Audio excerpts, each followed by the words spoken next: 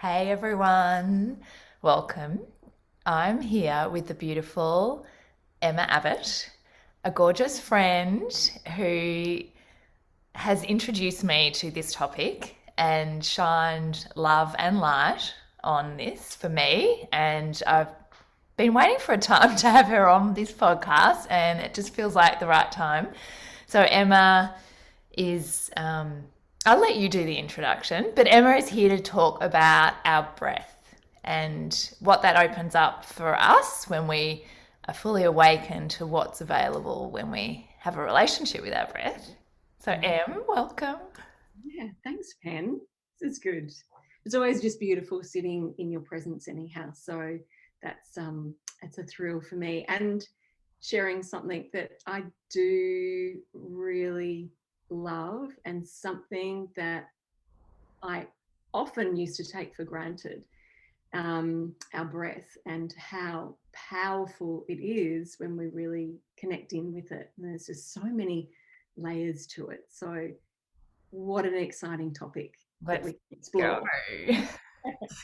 So, I guess some of you might be thinking, well, what's so hidden and taboo and unspoken about breath and breathing? Like, we know what it is. It's not like, oh, why do we even need to talk about it? So maybe we could start there, Em. Mm. And yeah, I guess Em introduced me to meditation through our women's circle, which I've been in about 5 years now. And yeah, I guess at the time I didn't even understand that they had a relationship, breathing and breath and meditation. I was Mm. so sort of disconnected. Yeah, there's just so much there. But yeah, why do you think it is that we could really learn so much from talking about this topic? What a beautiful thing to do is, and it's like meditation and it's actually like trying to describe eating one of your favorite foods. For me, that's mango on a hot summer day. Let's set the scene. It's all beautiful and juicy. And you can describe that, but it's in the experience that you actually gain the truth about it for you. And so, how about we start with a few breathing exercises?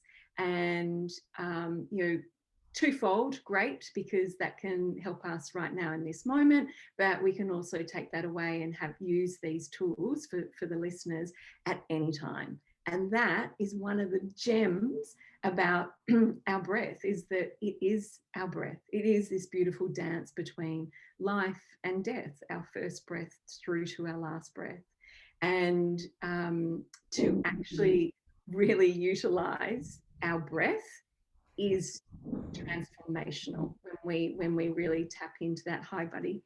Um, so let's do some exercises if you're up for it. And that involves being in a safe place.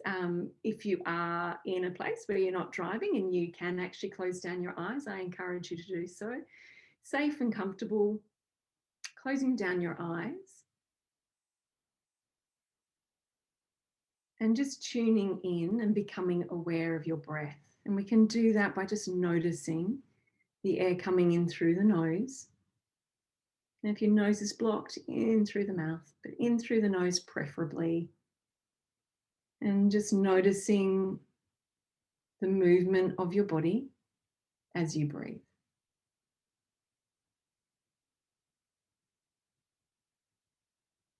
So feeling the air coming in through your nose. You may actually feel the air, or you may not, going down through your throat, down into your lungs. You may even feel your breath traveling down into your belly and expanding your diaphragm.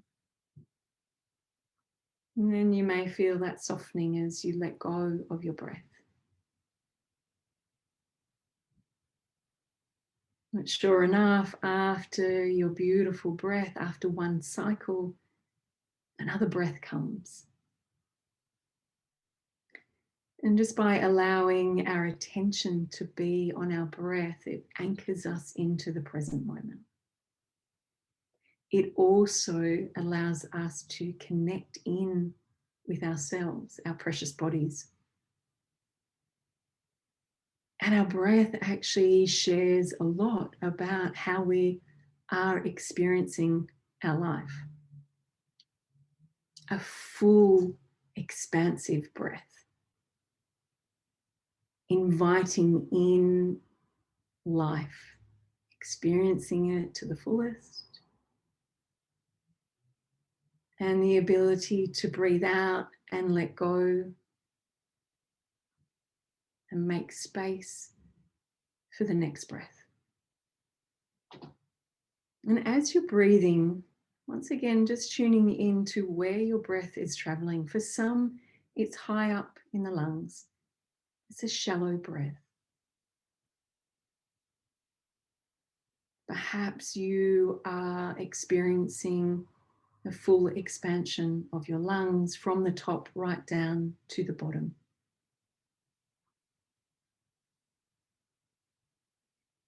And perhaps it is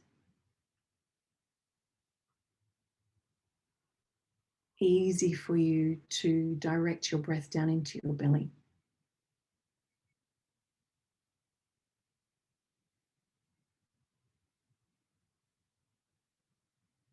And we really begin to soften. And I just invite you, if it feels easy for you to do so, is to expand your breath, fully filling up your lungs out to your rib cage, but not only to the sides, but to the front and to the back, like a balloon expanding your lungs. And expanding your belly, and then slowly breathing out.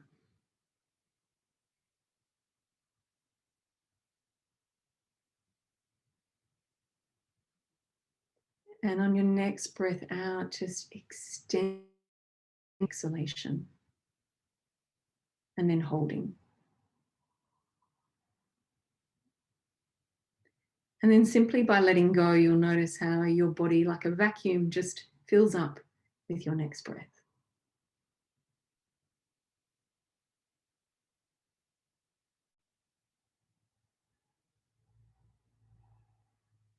Now, as you're sitting in the stillness,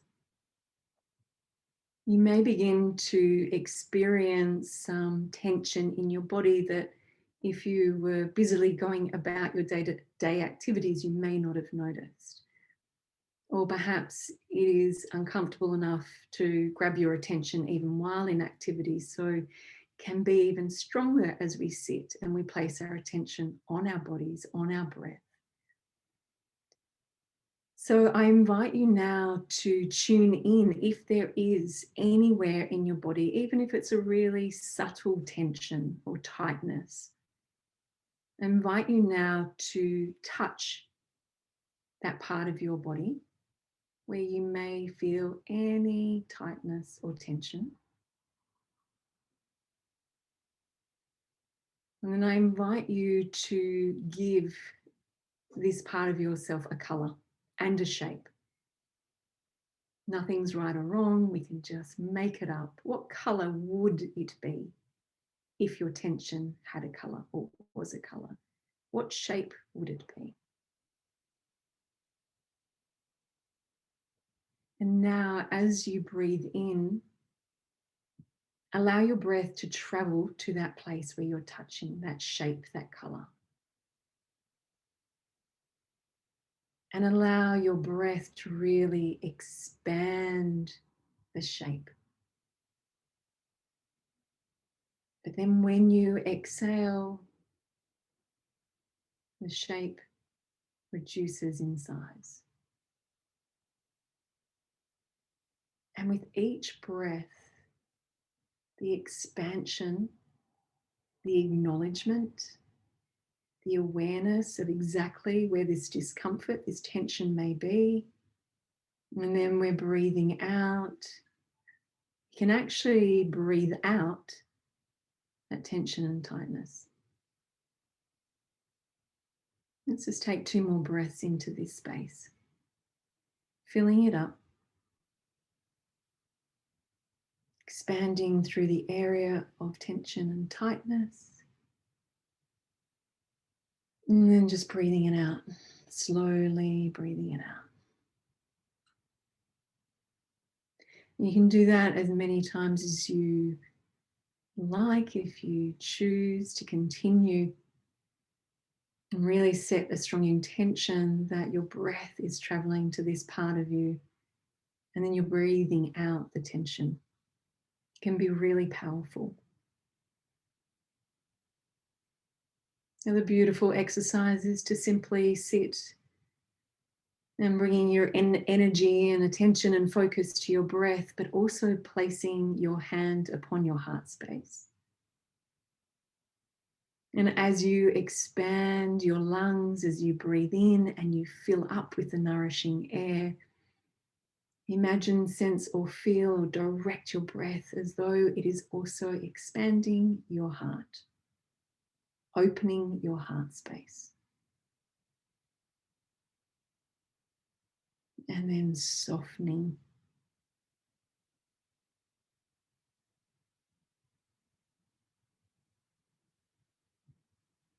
Feeling this beautiful, soft inhalation of your breath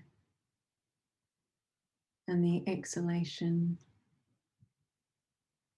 And as you do that, you may notice when and where your breath flows. Does your breath feel easy as you breathe in? And does it flow easily out?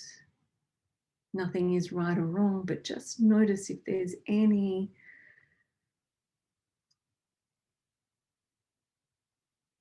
resistance to the flow at any point.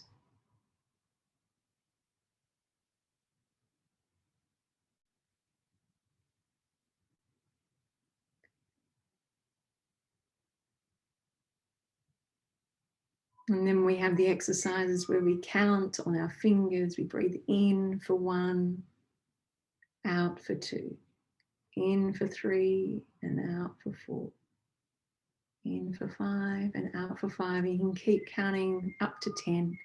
This is a beautiful way to actually switch the direction of our thoughts and bring them back, like a beautiful reset.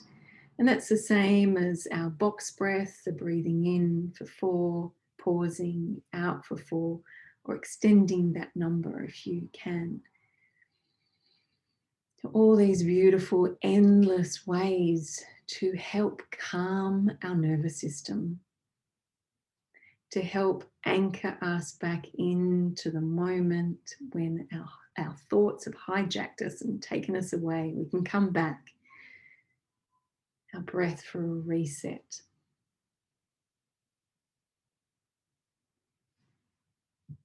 And so when you're ready, and if you had your eyes closed, I invite you to just slowly blink them open.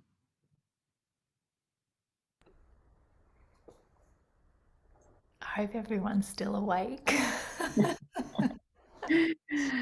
And So Penny, beautiful. could have gone on, but it's nice to just, to experience that. And that was it. And anyone can do that themselves. But it's really beautiful intimacy with yourself. And when I say intimacy, it's just you and your breath, but you can discover so much about yourself. Where am I breathing into? Actually, no, I can't. I'm breathing into my belly is not easy. Is she joking? Like, what does she mean by? So you're watching the chatter and you're also noticing your body. Where is it tight? Where does the breath flow? Can I easily breathe in? This beautiful receiving of the breath. Is that the easy part? Is it breathing out that's the tricky part? And it's fascinating. We can be really curious about it. And it is part of the autonomic nervous system. So it's that part of us that if we don't give it attention, will just keep us alive. We give it the attention, we give it our awareness. My God, we can do all sorts of things with our breath. We can expand fully on a conscious level. We can heal our body with our breath. And so that then brings us to, the next level. We don't just, yes, we need to breathe to survive, but we can we can really expand on that in so many ways. And I know that you've read that awesome book, and so that has, you know, allowed you to step into so much more in that awareness of the breath. So yeah. Yes, and I think you're touching on my mind's pinging, ding ding. What I want to ask him all these things, but essentially, is for me the power of the breath was hidden. It wasn't in my awareness, other than I knew it kept me alive, but and it would be uncomfortable if you can't breathe because your nose was blocked, or if for some reason you're underwater and I need a breath. So there's that moment where there's a bit of panic if you don't have an opportunity to breathe like you want to. But other than that, it was like you said, a bit unconscious. It's going to happen. I don't really need to give it any attention. And then, yes, recently I read this book called Breath. Highly recommend it, and had been recommended it by you and other friends.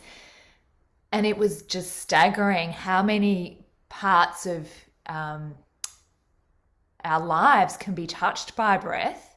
And it actually just made me realize I did know it. And there was one example when you said it can heal you, and you were even encouraging us to sort of put our breath into a place that was feeling tense or uncomfortable. And in that moment, the power that that can do, the awareness that it allows you to bring to that area. When I probably noticed but had forgotten how powerful breath was when I did hypnobirthing. So had for my second child, and I heard about hypnobirthing and went, okay, if women can have a baby without pain medication, there's something going on. I want to know about it. And yes, there's a lot more to it than just breath, but essentially I noticed during that birth when I was breathing properly, whatever, you know, but in a really deep, conscious way, the pain receded.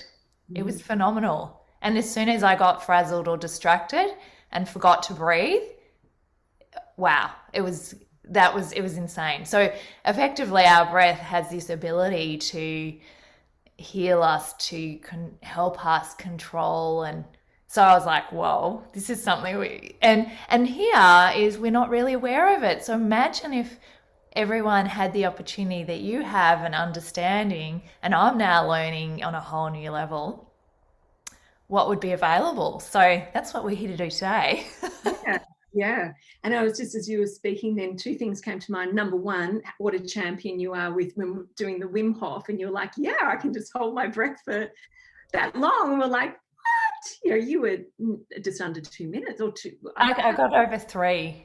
Oh my God. Okay. Yeah. So But right, yeah. Yeah. Maybe we need to fill people in. So a couple of years ago, I was having cold shower. I got introduced to this idea because I love my hot water bottle, and I'm a bit of a cold person, love the sun every time it gets cold. And I met this woman, and she was sitting outside. We were at an outside bar, and she didn't feel cold. I'm like, what's going on? Why don't you need a jumper or a jacket? We're in Melbourne. This is crazy. And she's like, I've just been doing Wim Hof things. And I'm like, who's this Wim? What is that? And she introduced me to this idea that this man has kind of transformed our experience of cold, but through breath. And quite famously has created this ice bath experience, or you submerge yourself in ice. And so Em and I were talking about it, and then we eventually did it all together in Byron Bay, and we sat in an ice bath for 3 minutes. And it was surprisingly easy when you had the information you needed about breath beforehand. And then recently you encouraged us, there's an app, you can do it. And I was like, oh yeah, let's do it. And before I knew it, with a couple of breath sequences that he leads you through, literally a minute of sort of breathing every 30 times. Yeah, I just hold your breath. And before I knew it, I was holding it for over 2 minutes pretty easily. So, yeah, there's no way if I tried to do it now, I'd be like, yeah. And look, his story is remarkable. And what Wim Hof would say is that it's not just me, like everyone has breath. So everyone has capacity to, yes, change their thermostat, their immune system, to be able to do things beyond what they could even Things imagine possible. Yeah. possible. Yeah, look, he is extraordinary, and Look and him up if you haven't yeah, already, yeah, anyone listening, because yeah, he's done a marathon running on ice. It's incredible. It's yeah, beyond, and healing sort of powers. He can be injected with E. coli bacteria that would make anyone sick, and he doesn't. So he's actually encouraged and shattered sort of the scientific model, um, to sort of realize we have some control over aspects of our body that everyone just thought was there. yeah, absolutely. And even when we breathe, and we might think, oh, our lungs, and maybe our bellies, maybe down to our diaphragm, and then it's like every cell of your body, can expand. And we know that even our skull, so our bones and our sacrum, if we're breathing fully, I mean, it's minuscule, but there is movement in our sacrum and our skull with each breath as well. So there's just so many layers, and there's so much more going on. We're like, oh yeah, breathe in to keep alive. Our lungs, breathe in and breathe out, and it's all just happens. But it's like just putting on a magnifying glass and realizing that there's just so much more to this life-giving breath. It's just filled with so much. And we look at this, it's not new. We know that our ancient practices of yoga, tai chi, qigong, martial arts, you've got the pranayama part of the yogas, and then you've got your meditation. It's all about breath. And so, for a lot of people, this is, maybe nothing new, but it's really, It's been a forgotten. yeah. Even the title of this is "Breath: The New Science of a Lost Art." So it's and there's beauty in art, isn't there? There's this sort of idea you can create, and that's exactly what you said. Your first breath is when your life is created. You can breathe in, and the power of it to calm you down, and it's magnificent. It's really amazing. Like, I'm getting goosebumps. It's amazing, totally amazing.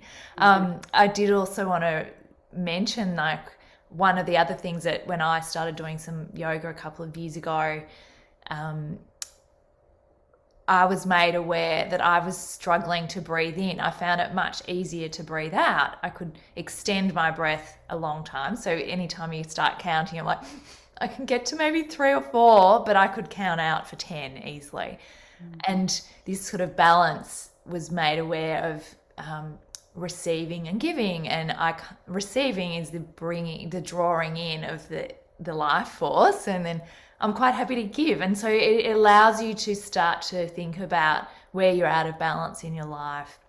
The other one was also in yoga, breathe into your belly. And I was like, I can't do that. That's not possible.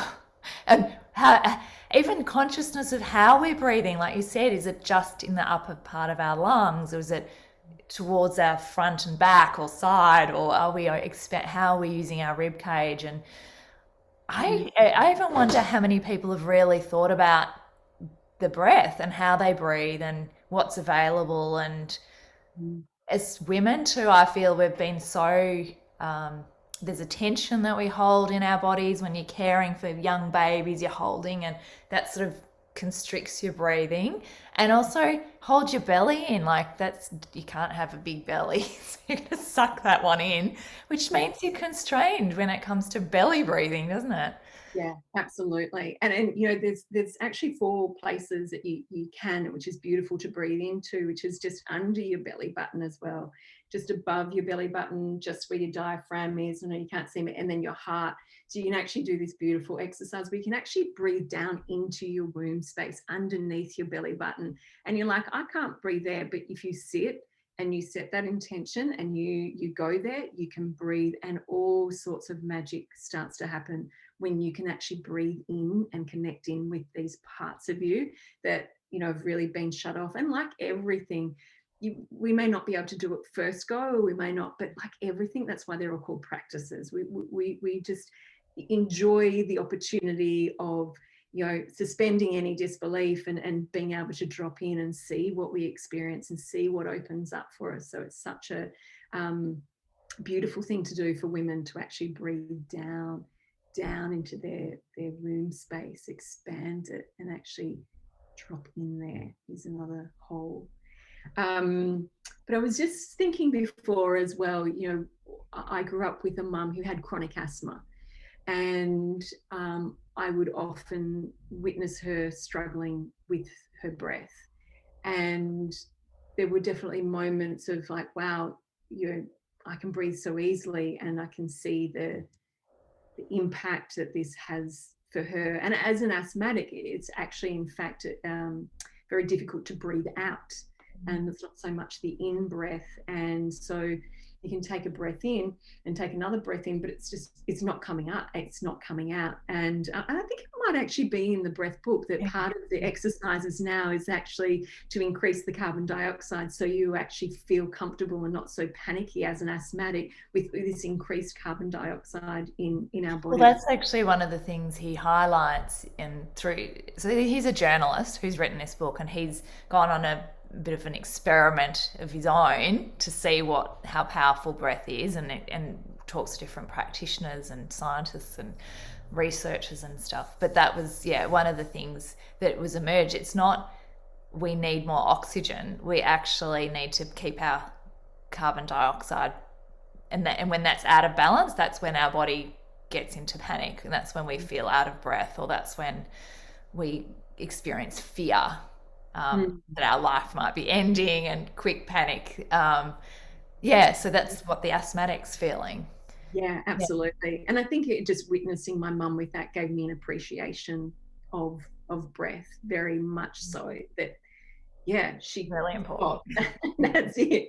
That's the end. So from a young age, I was aware of that. I'm not sure how much I did with that, but there was certainly the awareness there. And then I went through a phase where I was highly anxious and disconnected, and my breath was shallow breath, shallow thoughts. Absolutely, that disconnect from my breath, that disconnect. And definitely when I was in that space, how often I held my breath, which is such a big part of the anxiety that we feel. It's like everything stops, you get stuck.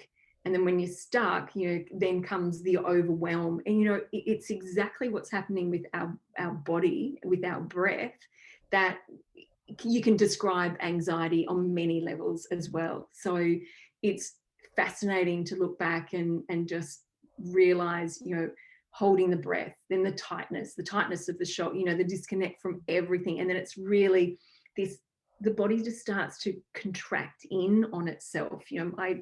I had a bone up here just under my collarbone that actually popped out because I was holding my breath so much. The muscles in my back got so tight that it actually popped out one of my, is it still called a rib up there? That's like one of my chest, a chest bone. Which is, this is it. And that was my breath. So then it was the awareness when I started going on, doing all the beautiful things to help my body relax. I was like, wow, if my breath can actually, allow my body to contract like that and get so tight and knotted up and constricted, then, oh my God, the opposite is possible as well. So I was also thinking as well, when you touched on something really beautiful about the breath in the receiving and the giving. And I love that. And then I just add another element to that, which came to my attention only recently, but breathing in this beautiful oxygen, nitrogen, this beautiful life-giving, nourishing breath. And then as we breathe out, if you add song to that, that's that beautiful giving back to the universe. So song. So we the music on that, we take a breath in and then we'll actually sing. And I really, would love now to break into a beautiful song for you, but I'll save you but And so that sound is giving back. You know, for me, being a Vedic meditation teacher, it's all about Sanskrit, and Sanskrit is actually primordial sound.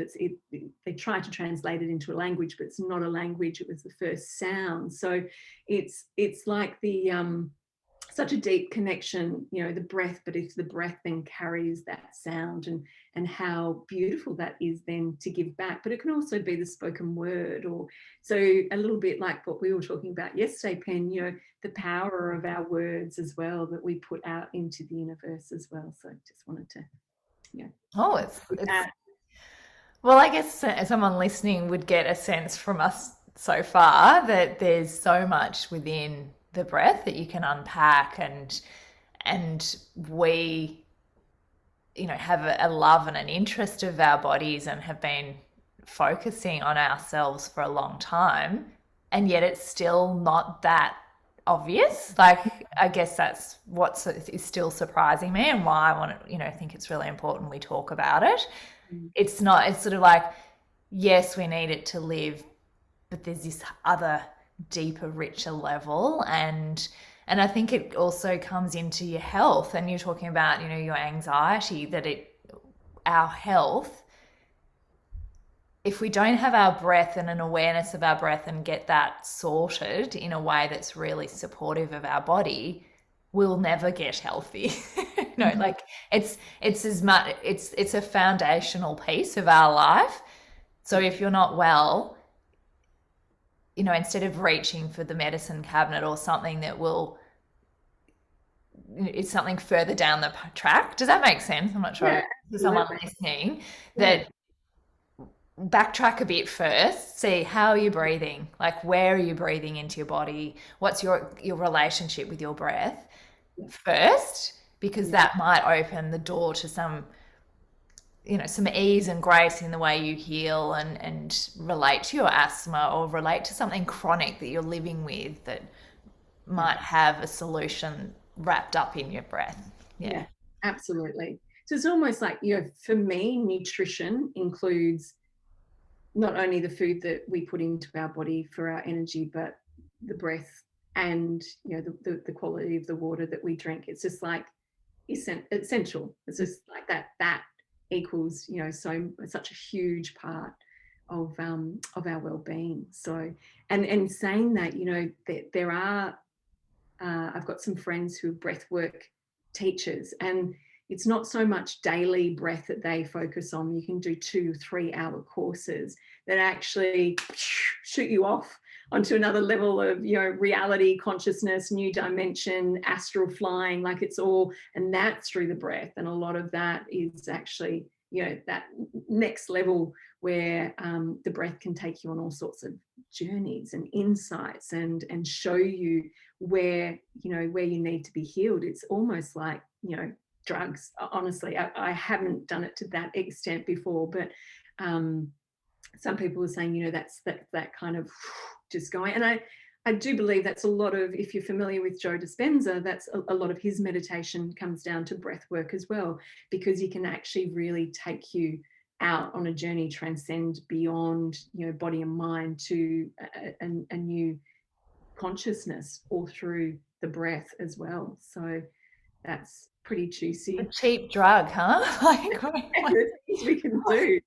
and you've got, like we were saying, it's our breath. It's something you have. So if you create a relationship with it, and like we were talking about, an ability to notice, oh, I can make it longer and shorter and different parts of my body, and you can play with it, and your experience of life is expanding in that alone. Mm. Which is fancy. I mean, I remember thinking, why would I go to a course about breathing? Like, I remember thinking, what's that about? Like, why would I give them good, you know, my time and money and energy for that? Like, surely it's just really simple.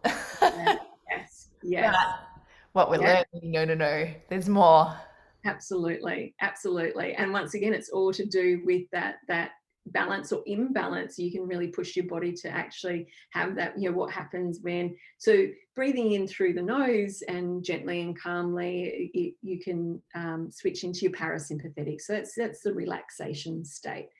But you can also encourage your body, and I know this might sound scary to people, but you can also actually encourage your body to go into the sympathetic. So it's that part of your brain, and it's like on alert. But if we're doing that consciously and intentionally, we can actually, sparks can fly, and we can, see beyond, and we can, our pineal gland can open up, so we can see. Well, that's when, and I think that's why your temperature will change because you've switched it on. It's like fight or flight, got to get ready. Blood starts pumping around, and you're activating your body effectively. So, like, you encouraged us at the start to relax, and we were slowing that parasympathetic system down.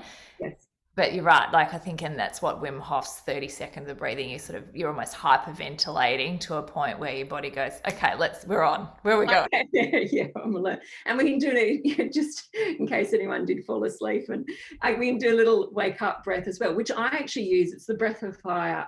And if you're a yogi and you enjoy yoga, you'd know all about it. But I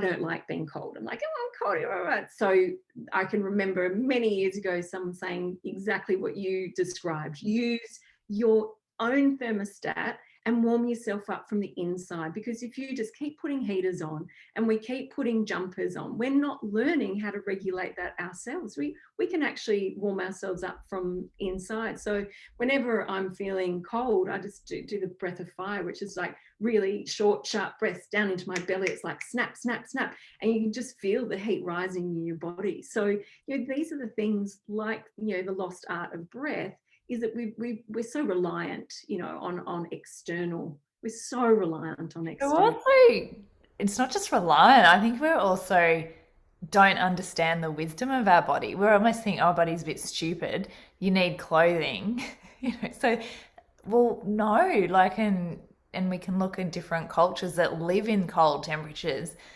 They've worked it out. Their bodies have adapted, and they would have these kind of techniques to manage Animals. changes.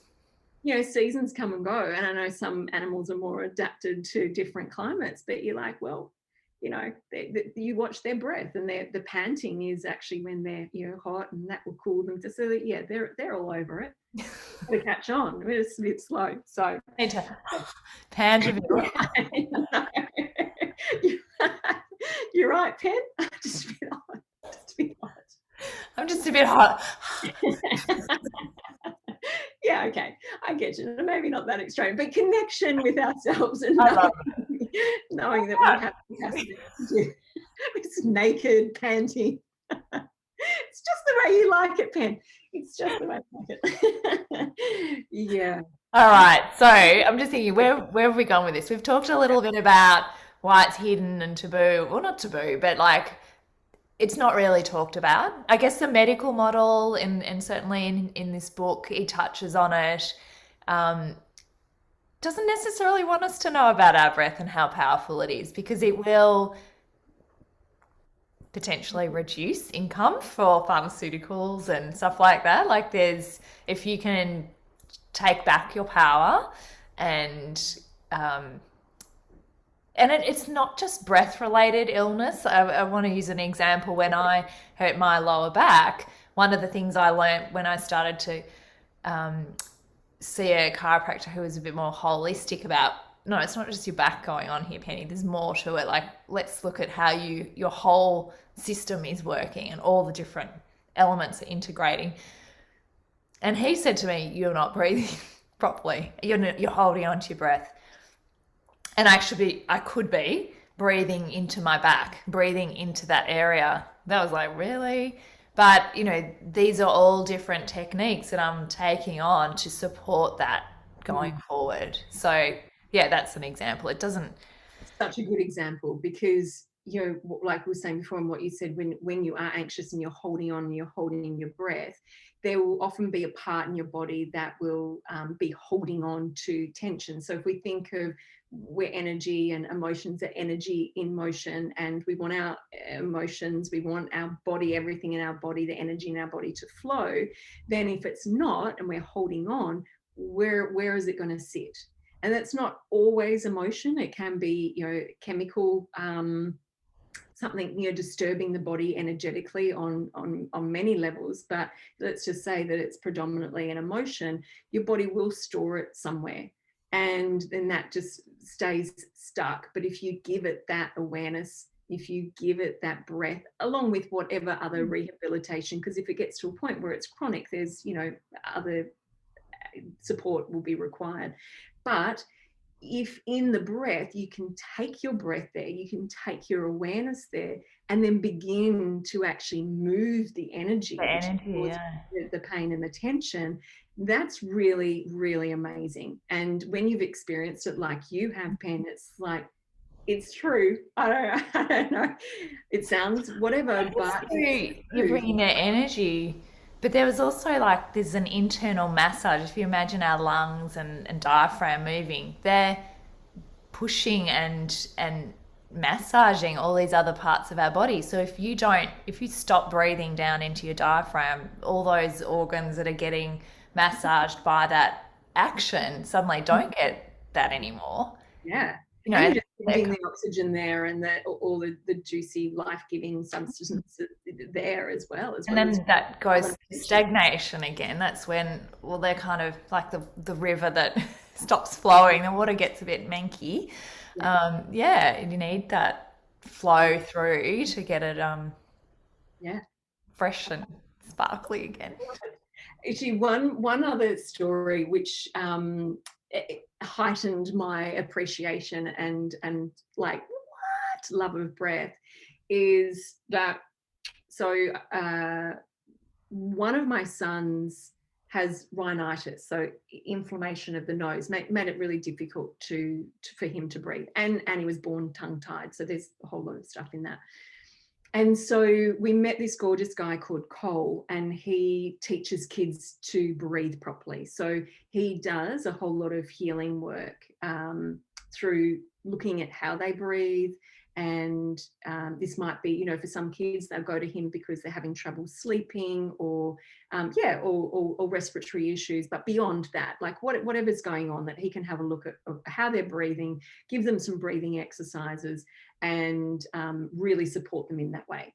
So we were actually on holidays at the time, so we were in, you know, our coastal town, and he came over and he was working with Angus, but then he looked at my oldest son and he was like, oh, I can really help you. And we thought that he was fine, no problem. He is, of course, but anyhow, he had a malocclusion, so a bite, an overbite. So his jaw was quite back, recessed back.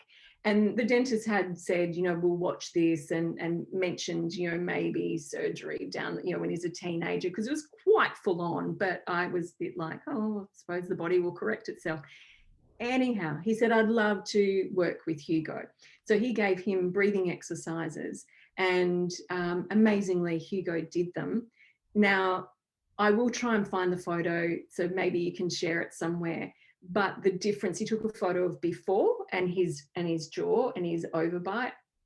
And then after 12 weeks of doing the breathing exercises, he totally changed. And he was at an age where he's obviously way more malleable, but he completely changed the shape of his palate and his jaw and his whole bite from 12 weeks of these particular exercises that he did. And it is amazing. And you know, it probably needs the photo to really support it, because I'll show you what you do. If I show you the phone, you're like, oh, no way, that's trick photography. And I'd be like, no, Pen, it's not. It was the breathing exercise. So go something like that, because I've experienced it many times before. And they're like, seriously, show me that. And you just watch people staring. And it's like, holy cow. Well, I mean, that's backed up in a lot of stuff that is in the book. He talks about how nose, essentially, to summarize it for those who don't want to read it, is we are designed, or we're best breathers when we breathe through our nose and not our mouth. And because, I don't know, we've forgotten about how powerful it is. No one's telling us this. No one's encouraging their children to breathe only through their nose, or because we've got a system and a society that gets their nose blocked through, things we're eating or whatever goes on and pollution and stuff.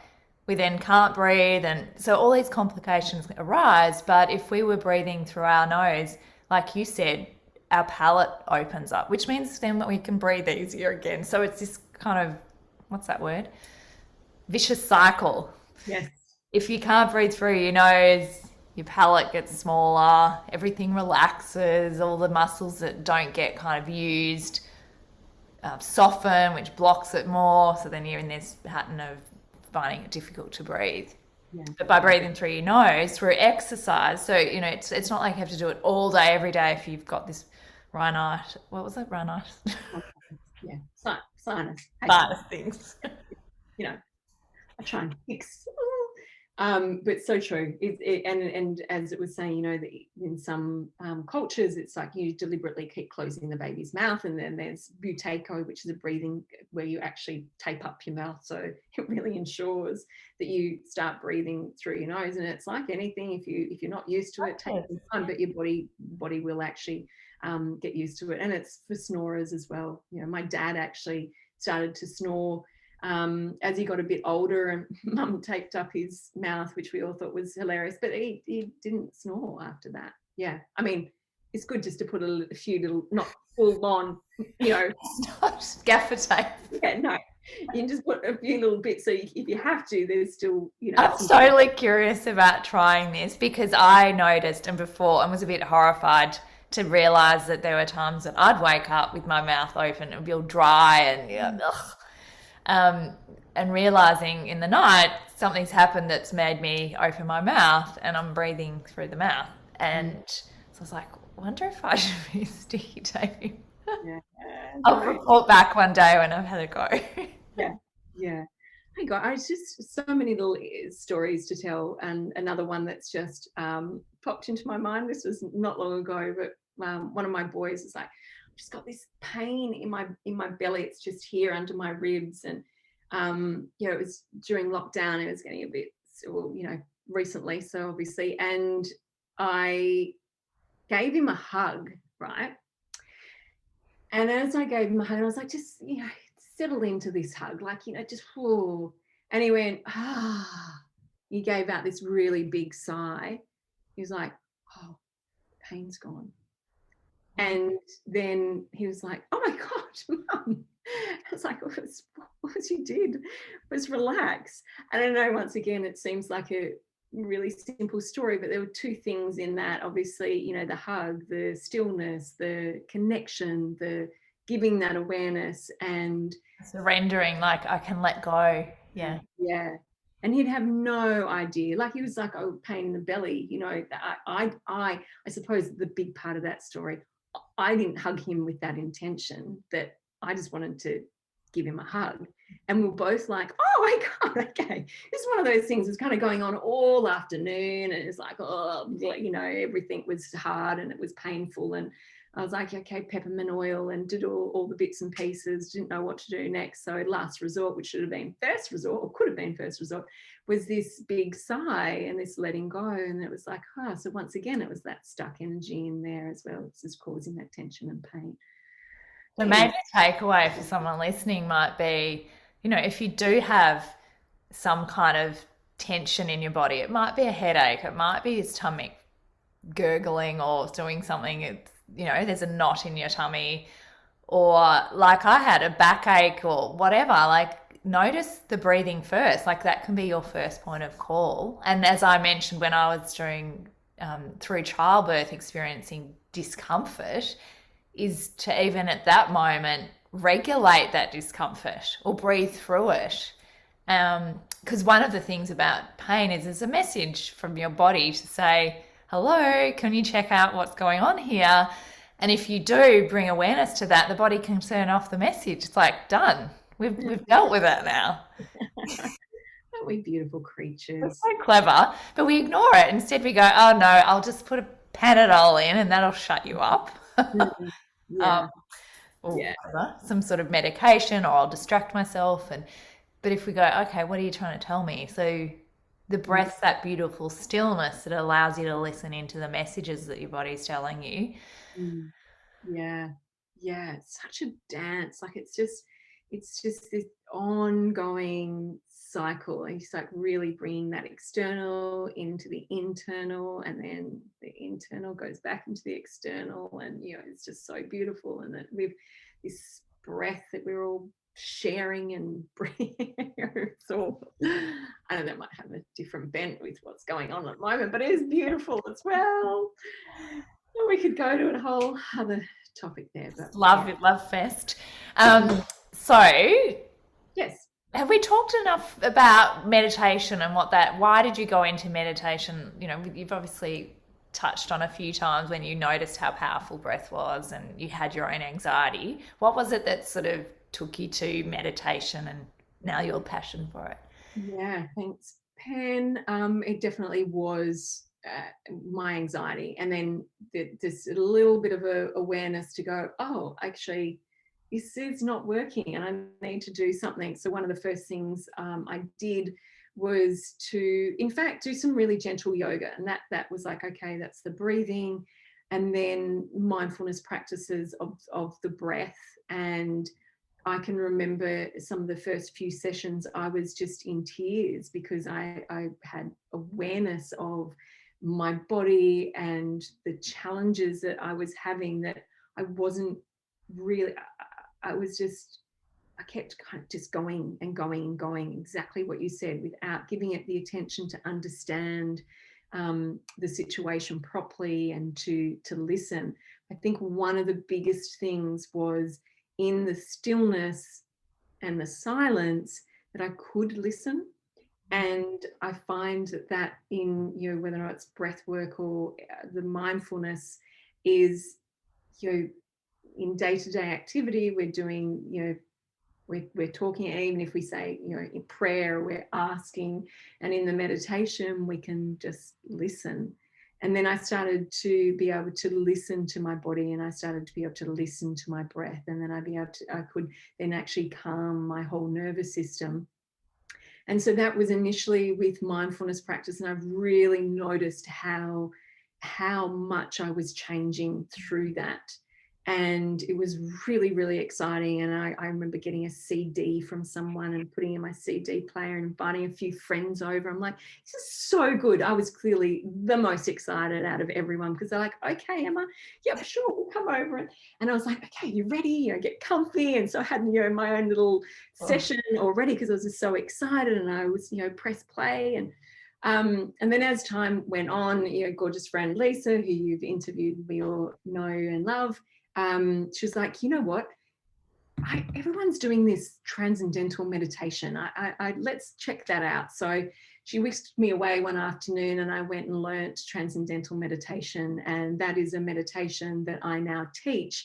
And you receive your mantra, and it's a transcendental discipline where you transcend beyond mind and body, and so many And beautiful can I just stop there? Because when I first thought I was getting a mantra, I was thinking like, I am beautiful. And I'd just say that over and over again. Okay, But yes. to talk a bit about what this mantra is. Yes, of course. So this particular tradition of meditation that I teach, and when I was learning it, I was like, I want to teach this. And then I said that to the teacher. I was like, I love this. She's like, you've just learnt, and you actually have to go to India for 4 months. So at that point, I was like, anyhow, I'll keep enjoying it. And so I did for 4 years, but I ended up bounding away to be able to teach it. So this particular practice, the Vedic meditation that I teach, originated in India over 5,000 years ago. So it is actually one of the first known meditation practices on the planet, and yet it's still used by millions of people today because it is actually so simple. And it's perfect because it involves your thoughts. You don't have to clear your mind. But the mantra that you receive is a Sanskrit word. It's a meaningless sound that everyone has their own mantra, so it's appropriate for you when you learn. And it's really like a vibration. So it's been called many things, word of wisdom, the whisper of infinity, all these beautiful things to describe the mantra. But ultimately it is a Sanskrit word, so it's a meaningless sound or a vibration that we actually. It's not like you have to remember a big. Yeah, no, it's just one sound, and we actually allow our attention. But it's beautiful. We start with, you know, the pranayama, beautiful practice to actually, so like anything, the yoga and then the pranayama, the breath, so movement and breath, and then sitting and breath is actually preparing the body and the mind to be able to sit in that stillness for meditation. So everything has its beautiful purpose. And then, you know, always introduce the breath as well with the meditation. Breathwork itself is more a mindful practice itself. So it is different, but it is all in the one beautiful genre as to connecting with yourself and calming the nervous system. It's all about the nervous system, Pen, all about the nervous system.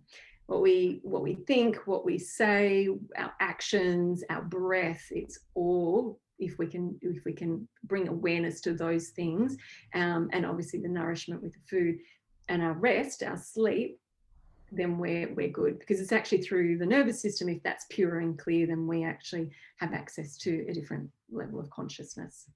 So that's interesting, I think, too, because, you know, it does emerge that chronic illness and things that, you know, stress in our society, the way we've set it up is we're constantly in this fight or flight.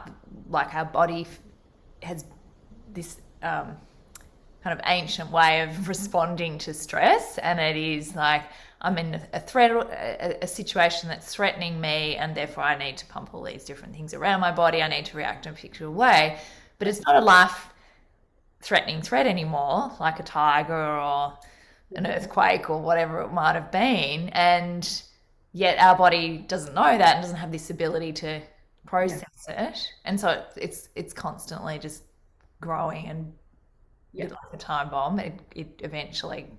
So it's what I mean, because you think I'm not stressed, but maybe your system is working overtime to kind of keep everything going. Absolutely, absolutely. And you know, we love to. I've heard so many times, you know, the tiger story, which is a great example of the caveman and how we respond to stress. And I couldn't go into that. And then it's like, you know, why everyone uses that story is because our DNA hasn't actually changed since then. So yes, we are absolutely, every cell of our body is still responding to a threat, albeit life-threatening, or just a threat as in someone looking at us, there's too much on, our thoughts, and that actually... Like the pinging of those messages, like, oh my God, there's another email, ping, ping, or... Yeah, it's breathing, teeny things. Yeah. And so then there's the obvious, but you know, there's also a new theory at the moment that we have a cortisol dependency. So because we are actually at a really base level quite fatigued, that we rely on that cortisol, that adrenaline that we get from stress to like actually almost. Yes. Right. Yeah. Like I need my hit of cortisol to keep going. And to get things done. And so there's that level, and especially what's happening in the world right now, it affects us. I mean, we're affected by news, social media, and even beyond, you know, our health. We for some people it is a very big and real threat. So there's many levels to threat at the moment, and then there is also just the threat or the stress that our body feels living in a world which is disconnected. So we've got the artificial light, we've got the blue light, we've got the fast pace of everything. So if our DNA is still the same as it was 10,000 years ago, it's freaking out. It's like at some level, it's like it's called adaptation or exhaustive adaptation stress. Whereas our body, technology has sped up so fast in such a short amount of time that it's trying to work out what to do. So there's layer upon layer, but it's not to say, oh my God, that's too much. It's just to say there's a lot going on. And it's almost like when you go, sorry to interrupt, but I guess for people who are still learning, what are they talking about? It's like when you get jet lagged, you've just been transported to a different zone, and your body's like going, what? That's kind of the stress that your body can be under.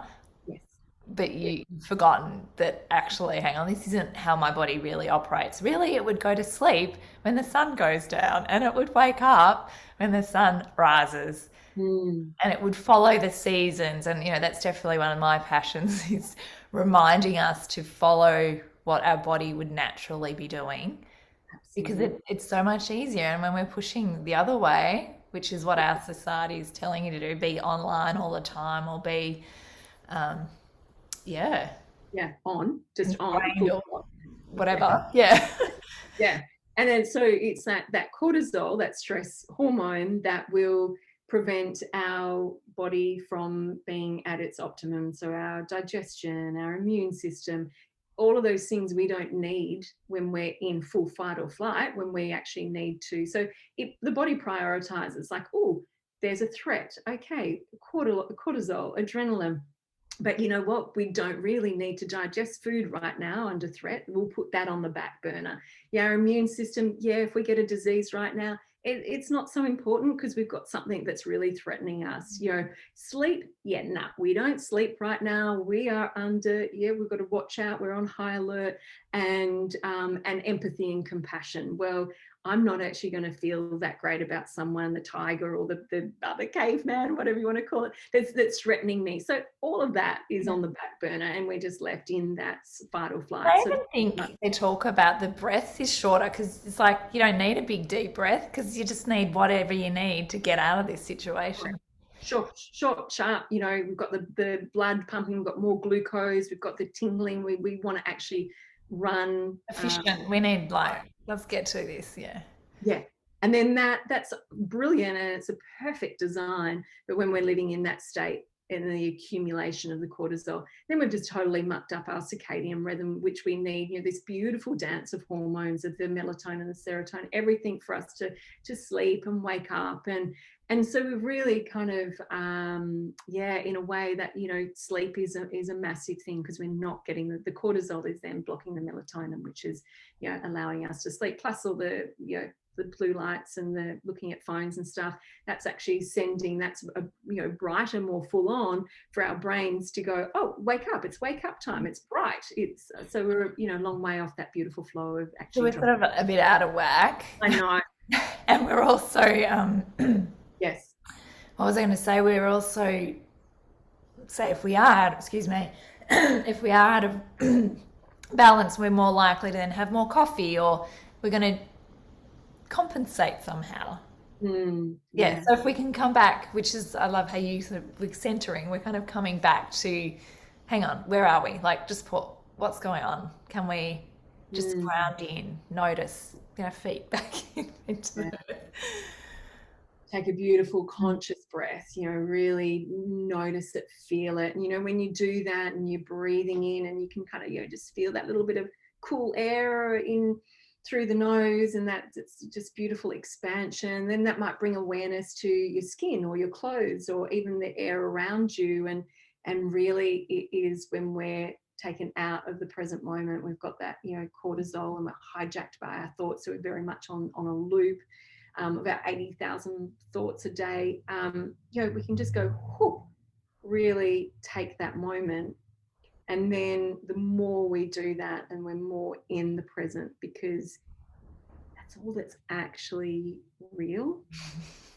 Anything else is a memory, and anything is a story of the future, past and the future.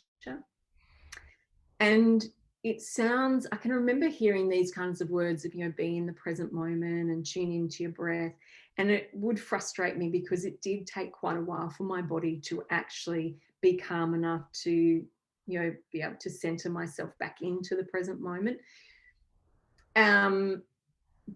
Really, it is where life is, in the moment. I could just sit here in silence, Penny, and look at your beautiful face and this moment. It's so much joy in it, which is like, whoa. Once upon a time I would have thought that was wacky, but even just like sitting down, and it's almost it is childlike. When your kids were little and they'd spend forever just watching a trail of ants, and great joy. So from that present moment, then that opens us up to gratitude, which is just such a you know, we can have bursts of oxytocin and all sorts of beautiful things. But if we're right from the start, and the number one, and that's why this podcast is so beautiful, Pen, the one thing that you have and you have within your power and you have access to and can be transformational is your breath. It's where it all starts. It's not the end of the story, though. In the story, as you can hear, you know, by what we've shared, and there's still so much more to share, but it's breath, your breath. And like, oh, you know, there's gratitude in that as well. Like, oh my God. I like a fresh air, when you breathe fresh air and you've been in a stale room, or you go into a forest and you can just, or the sea air, like there's this flavor to it. Yeah, it's beautiful. Yeah. And it's like, you know, that if we tune in, and sometimes in a beautiful guided meditation you can do is, you know, tune in to Mother Earth and all of the beautiful creatures and plants, all of it, and that everything is breathing with you. It's like Earth is breathing. So if we think about, you know, our so much more of our body, our cells, our bones are expanding and relaxing. It's like, you know, the whole Earth is breathing as well. Everything. It's just like this beautiful. Yeah, it's like our heart. It's like this beautiful balance, you know, as you said before, of the receiving and the rest, the stillness, the time to breathe in and fill up and then let go, give back, or rest. You know, that has to be that beautiful balance, which our breath teaches us so much about ourselves, where we're at with all of that. I think too, like what I heard then was that it sort of balances, it swings. So, or there's a vacuum you mentioned when you were taking us through that guided breathing, that once you let out a breath, it just gets sucked back in, and it's like a wave on a beach. You just watch it and then it all gets sort of sucked back, and I guess that's what life is. It's this beautiful dance or exchange, and the reminder that we have when we notice our breath is, where am I in that, and how can I start to dance with it? Because it's easy, it's effortless. You don't actually have to do anything. Yeah, It's not a laborsome, oh my God, here's something else I've got to do. yeah, and that's the thing, that it can be. And I think that's what it was, just that great awareness of the labor of my mum breathing. And just to finish off with that story, that she really got into breathing exercises and what may have been stuck. So lungs are, they can hold grief, is some often the predominant emotion that we can feel in that. So by doing a lot of work on her breath and with her breath, she slowly weaned herself off, with doctors' support, the full-on medication that she was on because of the chronic condition of her asthma. So she was an example to me as well, to show me that yes, that How important life is.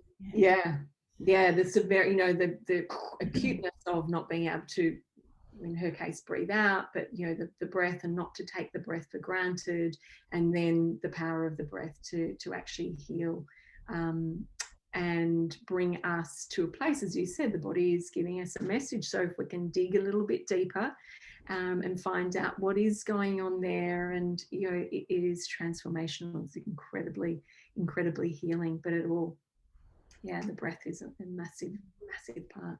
So if people are listening thinking, okay, I want to know more, where would you recommend that they could go straight away? And then what are the other kind of more longer term maybe options? What resources you must have? Well, as we mentioned earlier, you can always check out Wim Hof and be inspired by him. I would say he's like extreme breath work, and see just He's popularized it, hasn't he? He's sort of his podcasts and things you can kind of consume and get a little taste of it. Absolutely.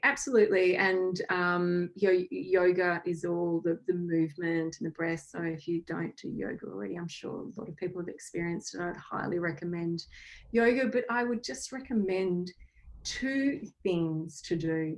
Wake up in the morning, and before touching your phone, before looking at a screen, just sit up in bed, or you may actually like to get up out of bed, and take 5 minutes, if that feels too long, 3 minutes, of just connecting with your breath. So beginning the day by just noticing your breath, noticing where it's going in your body. See if you can soften your belly, breathe into your belly.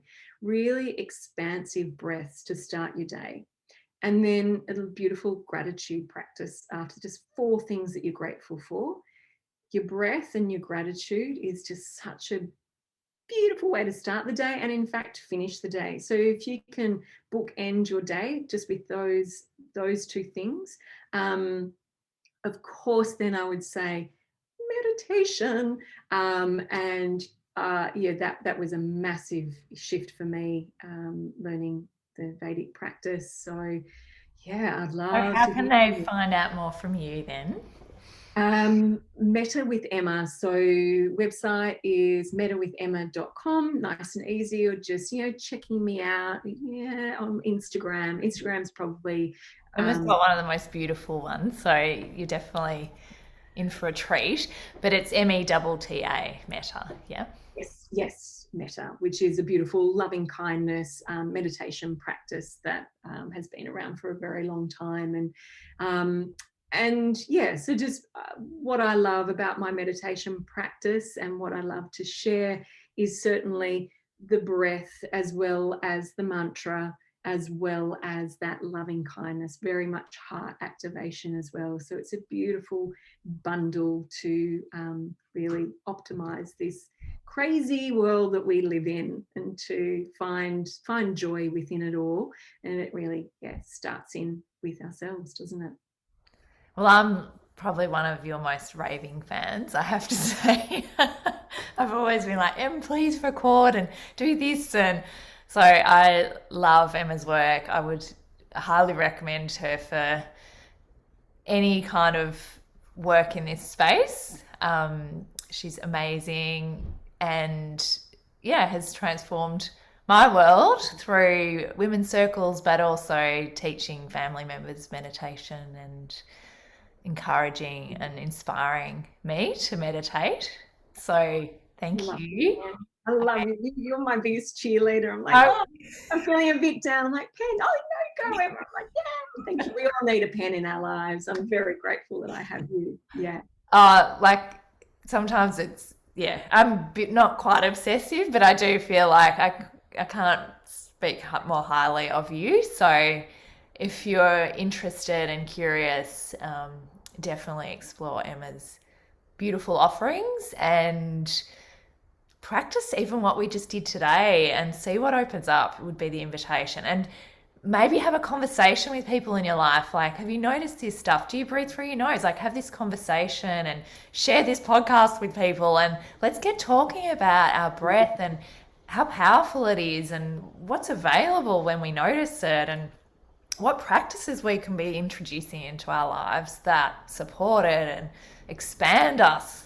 We all need a bit of expansion right now. Yeah, absolutely, absolutely. Let it flow, let the breath flow, let life flow, and feel that connection. Yes, yes, yes. Yay. So, is there anything else you want to say to finish up, Em? Oh, no, I think that's it. It's what our desire was, to just introduce the awareness to the breath. And of course, there is, it's huge, but if that's the greatest thing. Just bring awareness, notice how you breathe, do some beautiful breathing in the morning, afternoon. And I know even I did this at one point. I set a timer throughout the day just to remind me 2 things: take some beautiful deep breaths and have a glass of water. And that the simplicity of that was really That's a transformational. cool tip. Yeah. Yeah. So I like to keep it simple, because everything is quite complicated. And I definitely, being an anxious person when I started on this journey, I could get really overwhelmed with all the things I should do. And then when I didn't, I kind of gave myself a bit of a hard time about it. So simple, loving gestures towards yourself regularly is way more powerful and transformation than going all at it and then dropping it. So Yeah. just gently bring in some beautiful, beautiful things. Yeah. Yeah. You don't need to beat yourself up. Am I doing this right? And I can't fit it in and I won't do it. No. Yeah. Yes. Oh my gosh. Yes. Yes. Just loving yourself so The much. love fest with our breath. Yeah. Yes. Yes. So It's that's it's amazing because I know with my kids, that was another example. I remember when they'd be upset, you'd go, take a deep breath. Just they're like, mm, and they sort of they can't, they're crying, and if you just pause and take, my mum taught me that. So it's those little moments. If you notice you're a bit off kilter, something you're feeling tension, or you've seen something that upsets you, or whatever. There's all these different moments in our day. Just go, I big love sigh. love that. It's like instead of the naughty corner or the timeout room, it's actually Let's breathe. yeah, let's just breathe together. And you know that connection that you have with another human when you actually breathe at the same time, and you that flow, it's beyond words as well. It's like if you actually are face to face with someone and then you actually start breathing together, that that resonance that you have and that intimacy that you can enjoy on an energetic level is another really cool thing. So if you want to connect with someone, try and without being too obvious, get in front of them and start breathing with them. And Getting in a in a. yeah, a little miracle happens. Yeah. Oh, that's a nice little ender. Yeah. So, yeah, thank you, Em. I'm so grateful for your time and wisdom and inspiration and breath. Pleasure. Yes. Sing words, giving back. Yes. Awesome. Mwah. So, everyone who's listening, please, yeah, visit Emma's website, share this podcast, rate and review us, give us 5 stars. And, no, Really whatever goes, we don't mind. We're just putting it out there and trusting that this will be of value and of service, and that's our joy. So, yeah, have a gorgeous evening or day or wherever you are, and we'll see you next. breathe. Yes.